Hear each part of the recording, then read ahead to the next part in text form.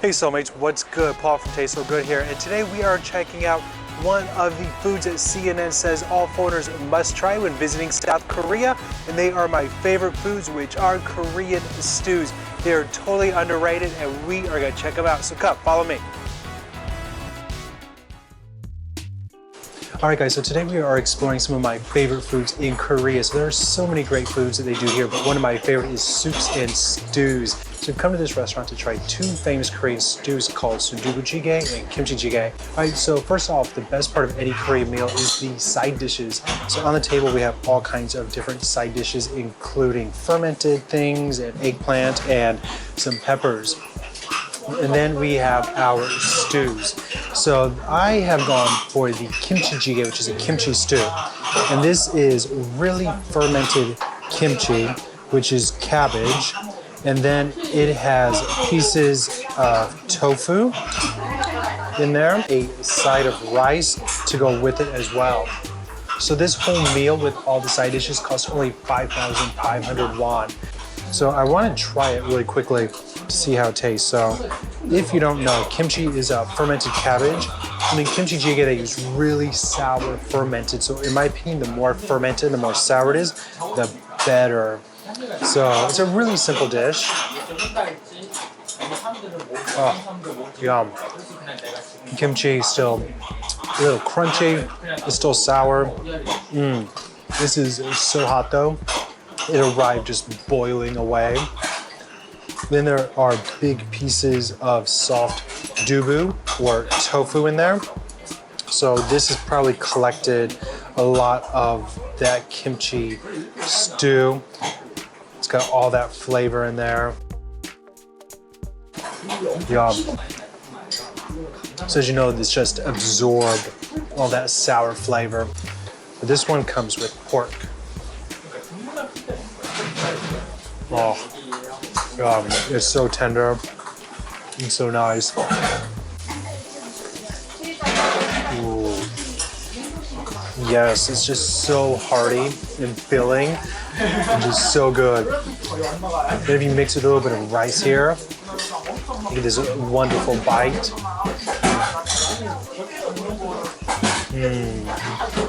It's even better because the kimchi itself is a little bit salty. So by mixing with the rice, it takes away a little bit of that saltiness. And what's great about this place in particular is you get this huge bowl of rice and these side dishes, and you can make like what is a bibimbap. So you can take some of these side dishes here. We got some onion, maybe that's some spinach. That's maybe some eggplant.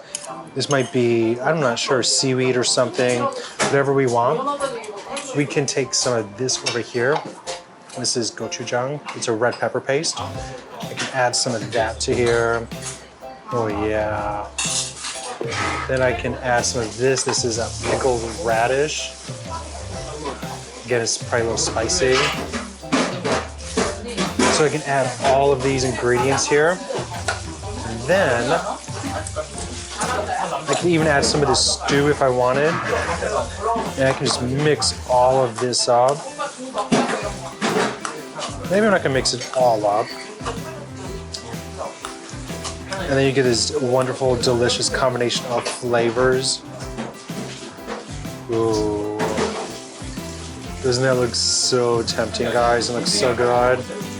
Ooh, let's try this out.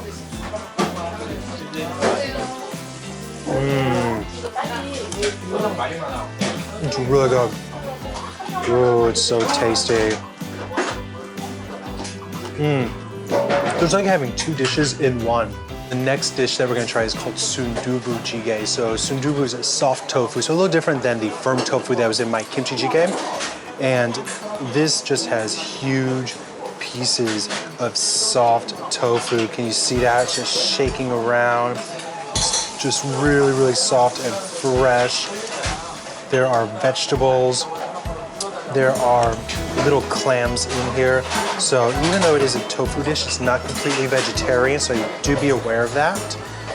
So it's got a red spicy stew with it. So this is really popular food for foreigners as well. Let's try that one out. Oh, yum. The tofu is so soft and smooth. It's almost like a custard. If you've never had really soft tofu, you don't know what you're missing out on, because this tofu, I want to show you, this is, all right, so I want to show you the difference. So this is the firm tofu that was in my kimchi jjiggae. So as you can see, it has a lot more shape. It's a lot firmer. And this is the soondubu, the soft tofu. It is more almost like a custard. It's really soft. It doesn't hold a shape. It's very easy to break. And so the way that these are made are much different. So personally, I prefer this soft tofu. It carries the flavor of that stew really, really well. And it also is just so soft. It's almost like eating a soft-boiled egg or something.